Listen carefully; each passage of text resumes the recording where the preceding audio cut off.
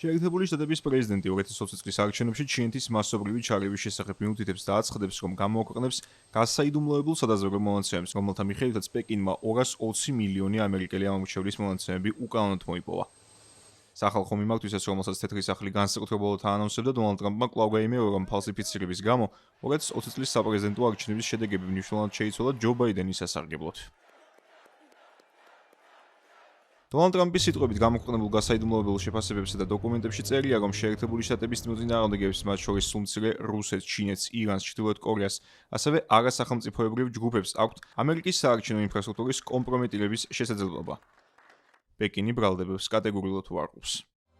შტატების პრეზიდენტის ეს განცხადებები ეწინააღმდეგება უკვე ჩატარებულ გამოძიებებს, მათ შორის ტრამპის ადმინისტრაციის იმდროინდელი გენერალური პროკურორის უილიამ ბაროს დასკვნას, რომლის მიხედვითაც 2020 წლის არჩევნებში არ გამოვლენილა ფალსიფიცირების არანაირი ხელშესახები მტკიცებულება. საგულისხმოა, რომ სიტყვით გამოსვლისას დონალდ ტრამპს ეჭვქვეშ არ დაუყენებია 2016 და 2022 წლების საპრეზიდენტო არჩევნების ლეგიტიმურობა და ფოკუსი გააკეთა მხოლოდ იმ კენჭისყრაზე, რომლის მიხედვითაც ის ჯო ბაიდენის წინაშე დამარცხდა. ამასთან შტატების ლიდერმა მოუწოდა კონგრესს გაამკაცონ კანონმდებლობა, რათა შემოდგომას დაგეგმილ ადგილობრივ არჩევნებში მინიმუმამდე იყოს დაყვანილი გაყალბებისა და ჩაგრების შემთხვევები.